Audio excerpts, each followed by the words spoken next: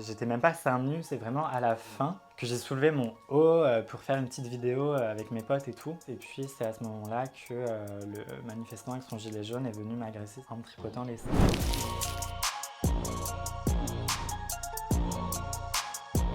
Je m'appelle Icy Diamond, j'ai 22 ans, je suis travailleuse du sexe. J'ai grandi dans une petite ville du Jura en Franche-Comté, entre Besançon et Dijon. J'ai eu une enfance et une adolescence assez mouvementées et remplies de violence.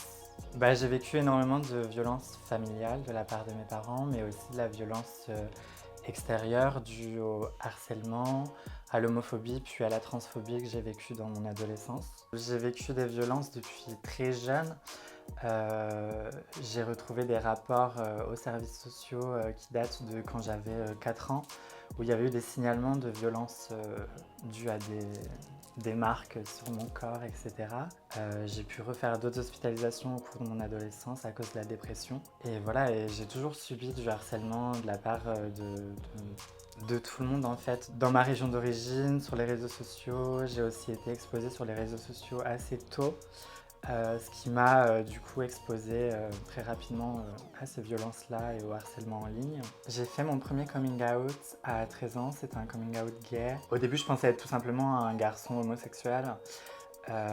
Et à partir de là, ça a changé énormément de choses. Ça m'a libérée. Je suis devenue très femme en fait.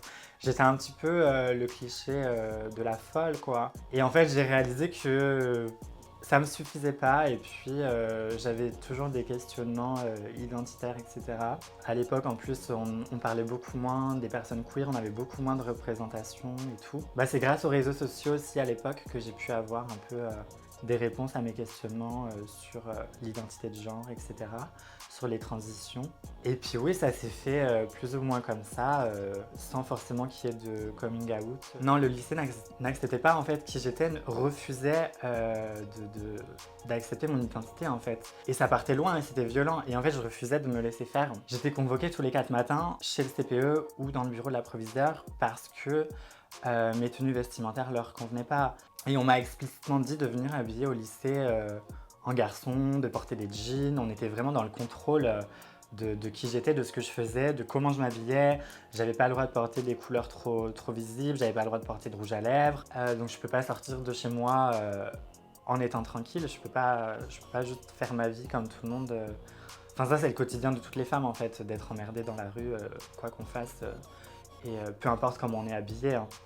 Pas plus tard qu'hier, j'ai été harcelée et insultée dans la rue de Travelot. On m'a humiliée publiquement et tout. Je suis escorte et actrice.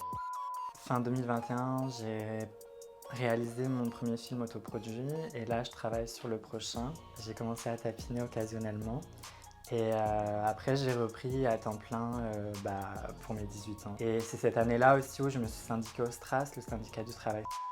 Et ensuite, j'ai commencé l'année d'après à 19 ans. Et du coup, ma scolarité, j'étais en métier de la mode. Et en fait, j'ai arrêté à 16 ans à cause du harcèlement et de la transphobie. Et ça m'a beaucoup, peut-être pas sur le moment, mais plus tard, ça m'a beaucoup affectée. J'ai un peu regretté d'avoir abandonné mes études. En France, on n'aide pas les personnes trans en fait, à accéder aux études, à l'emploi, à s'épanouir dans leur vie à cause de toutes ces violences transphobes, du harcèlement et tout, et de la précarité dans laquelle vivent les personnes trans.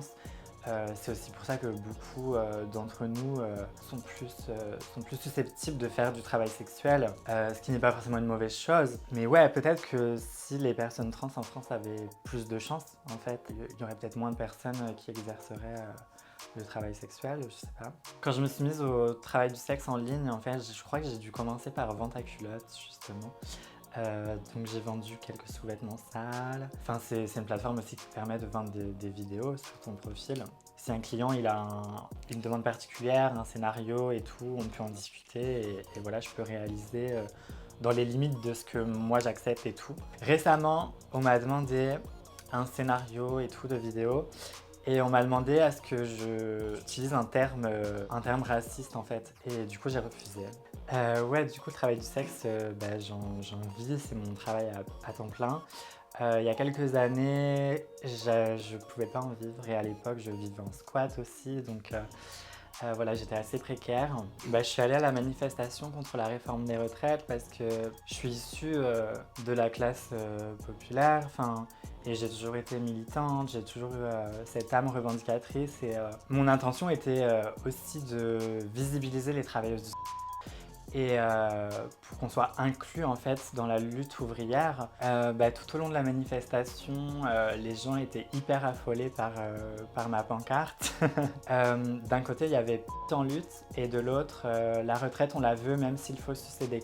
Et en fait, pendant toute la manifestation, j'étais même pas seins nus, c'est vraiment à la fin que j'ai soulevé mon haut pour faire une petite vidéo avec mes potes et tout. Et puis c'est à ce moment-là que le manifestant avec son gilet jaune est venu m'agresser en me tripotant les seins.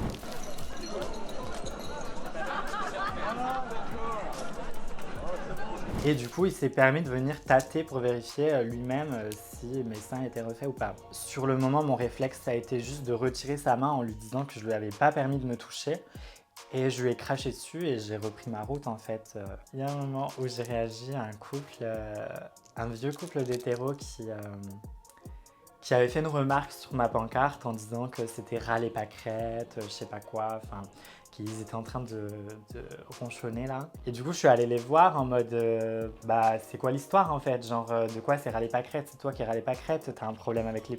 C'est quoi ton problème, tu vois? Genre, moi j'ai ma place ici, je suis là pour revendiquer mes droits, je lutte pour mes droits en fait. J'ai ma place ici, si ça te dérange, j'en ai rien à foutre. J'ai reçu quand même énormément de soutien. C'est vrai, et il en faut et ça fait du bien, mais c'est vrai que lorsqu'on vit du harcèlement comme ça et qu'on est noyé dans toute cette haine, c'est assez difficile de justement faire la part et garder que le bon. Le message que j'aimerais faire passer aux jeunes personnes trans, c'est de ne pas se laisser faire en fait, de lutter pour être respecté, de faire respecter ses droits. C'est absolument pas normal qu'on soit traité comme de la merde, qu'on soit traité comme ça, et je leur conseille de se rapprocher d'associations LGBT, d'associations trans, justement pour être accompagnés dans ces démarches-là.